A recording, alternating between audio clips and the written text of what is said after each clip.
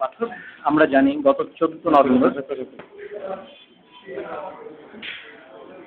প্রিয় পাঠক আমরা জানি গত 14 নভেম্বর গণভবন থেকে বাংলাদেশ ছাত্রলীগের 220 সদস্য বিশিষ্ট পূর্ণাঙ্গ কেন্দ্রীয় কার্যনির্বাহী কমিটি ঘোষিত হয়েছে। তার মাঝে উপস্কুল ছাত্র বিষয়ক সম্পাদক হিসেবে নির্বাচিত হয়েছেন গ্রিন ইউনিভার্সিটি অব বাংলাদেশের ত্রিপুলির কৃতি ছাত্র রাজেশ চন্দ্র সিং। তিনি এর আগে ঢাকা মহানগরের দক্ষিণ ছাত্রলীগের সাধারণ সম্পাদক প্রার্থী ও বাংলাদেশ ছাত্রলীগের কেন্দ্রীয় সম্মেলনের একজন অন্যতম কাউন্সিলর ছিলেন। তার এই অর্জনে গ্রিন ইউনিভার্সিটির ছাত্র বন্ধুরা তাকে স্বাগত জানিয়েছে।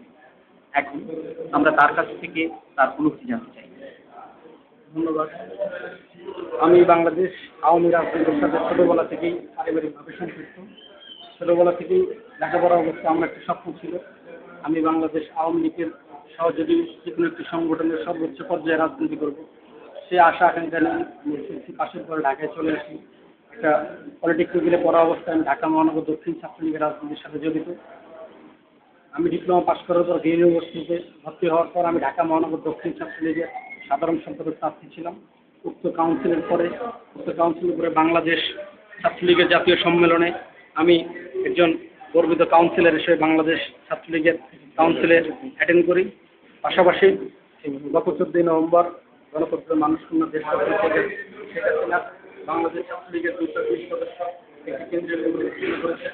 উক্ত কেন্দ্রীয় কমিটি যেমন হচ্ছে শেখ হাসিনা বর্তমান প্রজন্ম এবং বাংলাদেশের ছাত্ররাই রাজনীতি করবে সেই সুবাদে 29 ক্রাইটেরিয়া যেমন হচ্ছে শেখ হাসিনা আমাকে সম্পাদক নির্বাচিত করেছেন। আমি নির্বাচিত করার জন্য আমি বিশ্ববিদ্যালয়ের সকল ছাত্রছাত্রীর পক্ষ থেকে এবং আমি আমার ব্যক্তিগত পক্ষ থেকে যেমন হচ্ছে শেখ হাসিনাকে আমি আন্তরিক অভিনন্দন ও শুভেচ্ছা জানাই। পাশাপাশি আজকে আমার এই আসার পিছনে আমার পরিবারের সদস্যবৃন্দ পাশাপাশি আমার ইউনিভার্সিটির সকল ছাত্রছাত্রী এবং শিক্ষক সকলকে আমি আমার ব্যক্তিগত পক্ষ থেকে অভিনন্দন ও শুভেচ্ছা জানাই।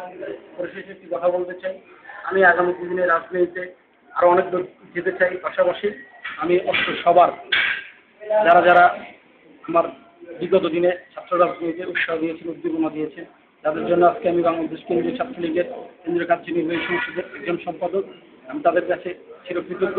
পাশাপাশি অত্র ইউনিভার্সিটির সকল ছাত্রছাত্রীদের কাছে আমি চিরকৃতজ্ঞ।